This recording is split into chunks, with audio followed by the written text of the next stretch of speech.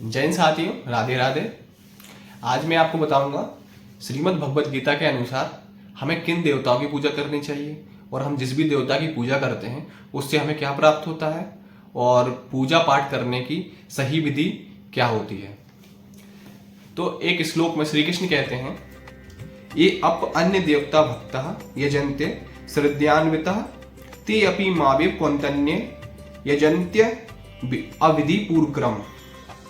अर्थात श्री कृष्ण कहते हैं कि जब मनुष्य अपनी कामनाओं को ध्यान में रखते हुए श्रद्धा से युक्त होकर अन्य किसी देवी देवताओं को पूजता है तो वो इनडायरेक्टली श्री कृष्ण को ही पूजता है, अर्थात परमात्मा को ही पूजता है। वहां श्री कृष्ण कहते हैं वहां कोई देवी देवता होते ही नहीं है, देवी देवता जैसी कोई वस्तु है ही नहीं इस संसार में। केवल सर्वत्र एकमात्र परम परमेश्वर परमात्मा ही सब जगह मौजूद है।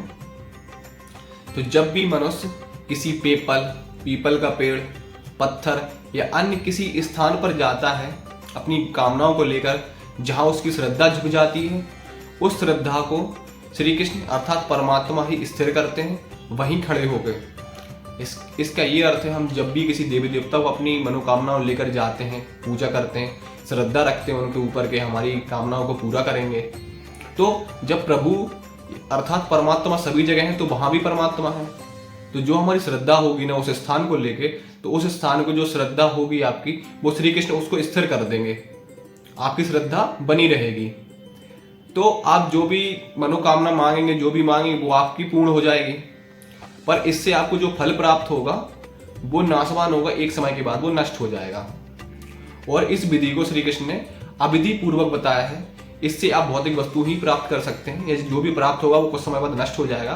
परम परमेश्वर परमात्मा को प्राप्त नहीं कर सकते, जो एकमात्र शांति का प्रतीक है।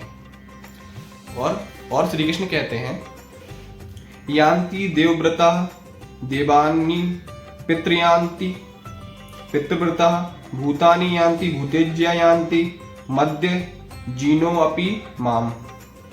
अर्थात श्री कृष्ण कहते हैं, जो देवताओं को पूजते हैं वो देवताओं को प्राप्त होते हैं। जो देवता होते हैं वो अपने सदकर्मों को भोगते हैं, और जो पितरों को पूजते हैं वो पितरों को प्राप्त होते हैं, अर्थात अपने भूतकाल में व्यस्त रहते हैं, बिजी रहते हैं, उसमें ही फंसे रहते हैं। और जो भूतों को पूजते हैं वो मानव शरीर धारण करते रहते हैं। और श्री कृष्ण कहते हैं, जो मेरा एकमात्र अनन्य भक्त है, जो मुझे पूजता है, वो मेरे स्वरूप को प्राप्त होता है और मुझे प्राप्त करता है। इसका ये मतलब है कि हमें सिर्फ एकमात्र जो परमेश्वर परमात्मा है, हमें उनकी ही पूजा करनी चाहिए, उनका ही ध्यान करना चाहिए और उनकी ही भक्ति करनी चाहिए। अब आते हैं, अब श्री कृष्ण ने बताया कि उनकी जो भक्ति है वो बहुत आसान है। आइए जानते हैं श्री कृष्ण की भक्ति किस प्रकार की जा सकती है। श्री कृष्ण कहते हैं कि पत्रम पुष्पम फलम तोयम यो मे भक्तिया प्रच्छन्ति तदहम भक्त्यु महत्तम श्रामी प्रयांत आत्मनः।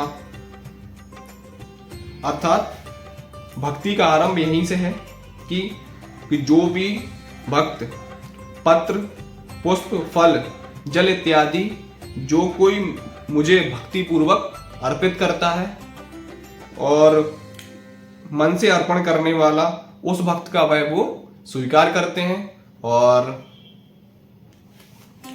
खाते हैं। इसका अर्थ यही है कि भगवान की जो भक्ति है वो बहुत आसान है।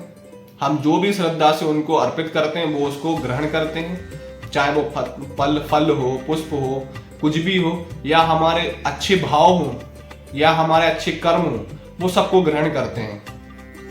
अर्थात भक्ति करने का सही अर्थ यही है कि हमें श्रद्धा एक ही जगह रखनी चाहिए और हम जो भी श्रद्धा से उन भगवान को अर्पित करेंगे वो उसको ग्रहण करेंगे, चाहे वो कुछ भी हो, चाहे फल हो, पुष्प हो, या आपके अच्छे भाव हो या अच्छे कर्म हो, वो सबको ग्रहण करेंगे और उसका फल आपको देंगे। अर्थात फल स्वरूप वो स्वयं का स्वरूप आपको देंगे। जय हिंद, राधे राधे। प्रभु कृपा आप सब पर बनी रहे। धन्यवाद।